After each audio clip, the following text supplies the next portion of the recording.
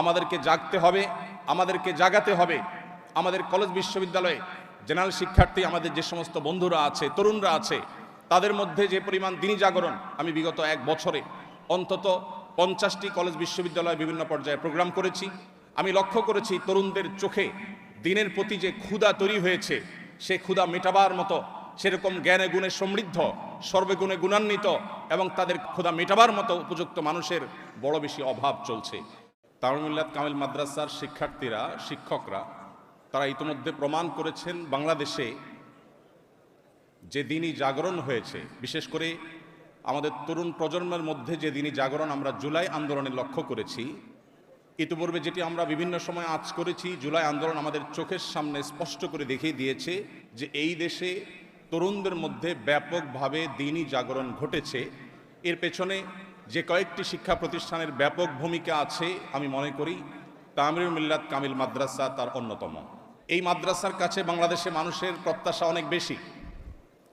আমাদেরকে ঠিক একইভাবে সমান্তরালভাবে দিনী ক্ষেত্রে যেমন নেতৃত্ব দিতে হবে, দুনিয়াবি দৃষ্টিকোণ থেকে দুনিয়াবি ক্ষেত্রগুলোতেও আমাদেরকে সমান্তরালভাবে নেতৃত্ব দিতে হবে। বাংলাদেশের মানুষ প্রচণ্ড ধর্মপ্রাণ। এদেশের মুসলিম, এদেশের হিন্দু, এদেশের খ্রিস্টান, এদেশের বৌদ্ধ, প্রত্যেকটা ধর্মের মানুষ স্ব ধর্মের ব্যাপারে অত্যন্ত সিরিয়াস, অত্যন্ত নিজ ধর্মের প্রতি শ্রদ্ধাশীল। আমরা বিগত 15-16 বছর ধরে, বরং প্রায় 50 বছর ধরে বাংলাদেশে আমরা দেখতে পেয়েছি ধর্মপ্রাণ মুসলমানদেরকে দমিয়ে রাখার এক অপচেষ্টা দীর্ঘদিন থেকে চলে আসছে এই দেশে। আল্লাহ রাব্বুল আলামিন এই দিনকে এমনভাবে এটাকে সৃষ্টি করেছেন যে এই দিনের যত বেশি দমন করা হয়, পৃথিবীর ইতিহাসের বিভিন্ন সময় আমরা দেখেছি যখনই দমন করার চেষ্টা করা হয়েছে সেটা তত বেশি বিকশিত হয়েছে।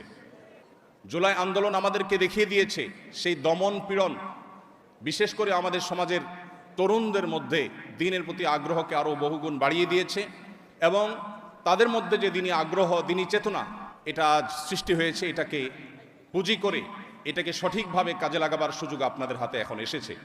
এখন সমাজের প্রত্যেকটা স্তরে নেতৃত্ব দেওয়া, প্রত্যেকটা স্তরে দিনকে অত্যন্ত সুন্দরভাবে উপস্থাপন করবার এই সুযোগ আমাদের সামনে এসেছে। এই সুযোগকে কোনোভাবে হাতছাড়া করা যাবে না। সময়ত উপস্থিতি, আস-সুন্নাহ ফাউন্ডেশনের মাধ্যমে আমরা চেষ্টা করছি কিছু জনসেবামূলক কাজ করবার, আমরা চেষ্টা করছি বেকারদের বেকারত্ব দূর করবার। আমি মনে করি তামিরুল মিল্লাতের এলামনাইদের মধ্যে এমন বহু লোক আছেন যারা এক একজন যদি দাঁড়িয়ে যান দেশের এক একটি সেক্টরে তারা আইকনিক ব্যক্তিত্বে পরিণত হতে পারবেন ইনশাআল্লাহ।